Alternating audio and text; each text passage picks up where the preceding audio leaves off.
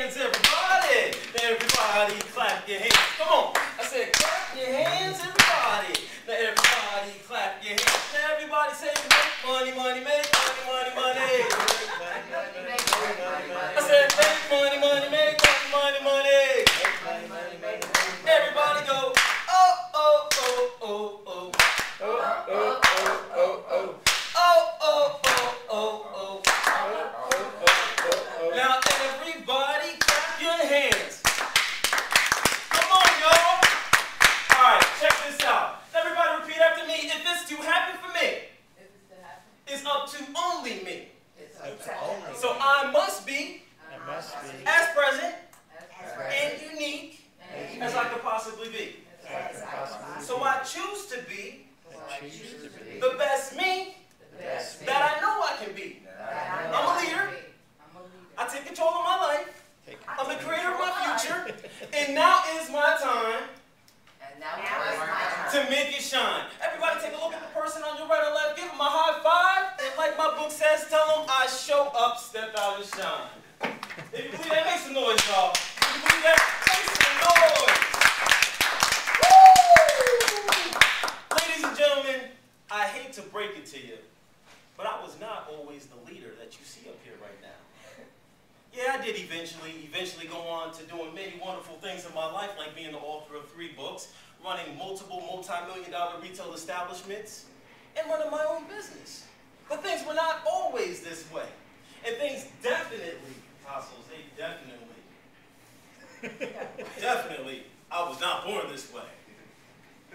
But you see, folks, what made the difference for me was a system that I developed that not only jump-started my career, Jerry, but accelerated my career and put me in a position to be able to step on stages throughout the whole world and share my message with people just like you. That message is show up, step out, and shine. And that is a system that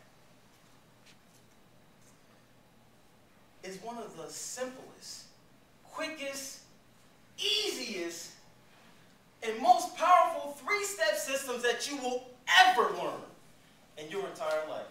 That's going to put you on the fast track to becoming a leader who will shine. The same system that I personally use to go from making $5 per hour in a grocery store to making 6 figures in a very short period of time. And what that means to you is that you're going to be able to achieve extraordinary results with ordinary circumstances. You're going to be able to perform better no matter where you are, Jerry. You're going to be able to achieve every single goal that you ever set for yourself, and so much more. Now I only have one question for you. Now, would you like to learn that? Sure. Yes or yes? Yes. Cool. I'll teach you in a second, but just hold on, because I know for a fact that you folks will not hear me until you know me. So let me take you back to what I came from. I grew up here in Poughkeepsie, New York, in a very safe and decent neighborhood. The reason I say safe is because I lived directly across the street from the jail, which gave me one advantage over most people. You see, most people, when they get a little bit of drama, all they can really do is pick up the phone and call the police. Me, on the other hand, if I got in that situation, I could just walk across the street. I grew up in a 3-family red brick home that was owned by my grandmother. I lived on the first floor with both of my parents, a younger brother, a younger sister, and a ferocious guard dog by the name of Tiny. On the second floor lived my grandmother. She lived there pretty much the whole time that I knew her. You see, the problem with that was I never met my grandfather because he passed away way before I was even born. So I never met him. And on the third floor lived one of my uncles, and unfortunately today, he's no longer with us as well. May his soul rest in peace, David. But back then, I had to say that we lived there as one big happy family, and I loved living in that house because there was always so much stuff to do. And the only time I could ever remember being bored were the times when I was grounded, which were, unfortunately, 4 times that I can remember. Both of my parents had good jobs. My mom worked at IBM. My dad worked at Castle Point Hospital. And the only reason why I knew that we had to be doing pretty good was because We got most of the things that we wanted as kids, most of the time. Man, I have to say, it was the best of times. But it was also the worst of times. The day my mom came home from work one morning, very depressed. And at first I thought that maybe she was just having a bad day. How many people besides me ever had a bad day before? Come on, show me the whole armpit. But what happened was, that bad day, it turned into a bad week, and then a bad month. And I didn't know why. Until I was woken up in the middle of the night by an argument that my parents were having about money. They were having some major disagreements about what bills they should pay and what bills they shouldn't pay. And at first, this wasn't a big deal to me.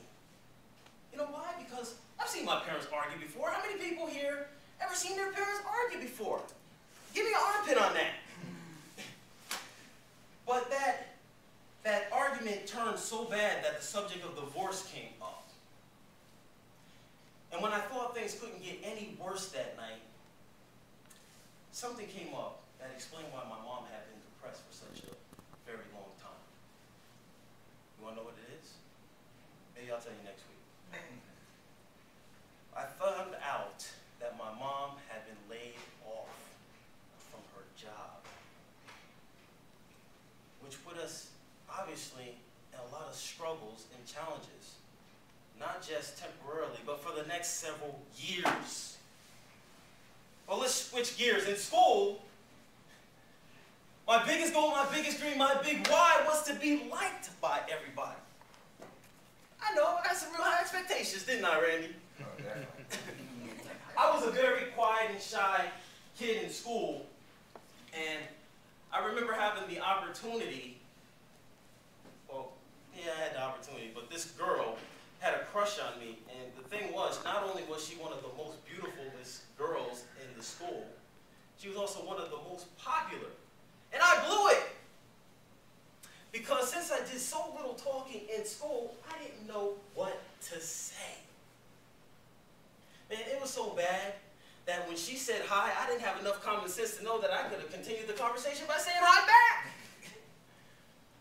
I actually hated to talk in school because I was so afraid of being embarrassed or laughed at for saying something stupid, which was just about every single time that words came out of my mouth.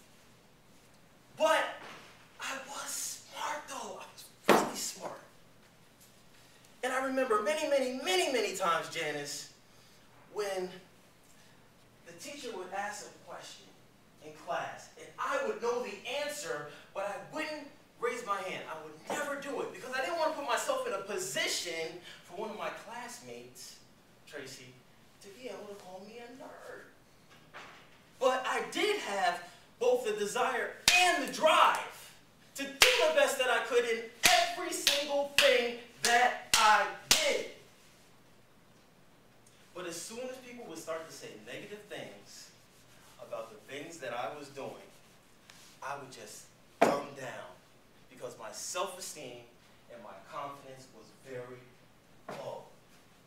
And because of this, man, I hated school. You know, even worse, I hated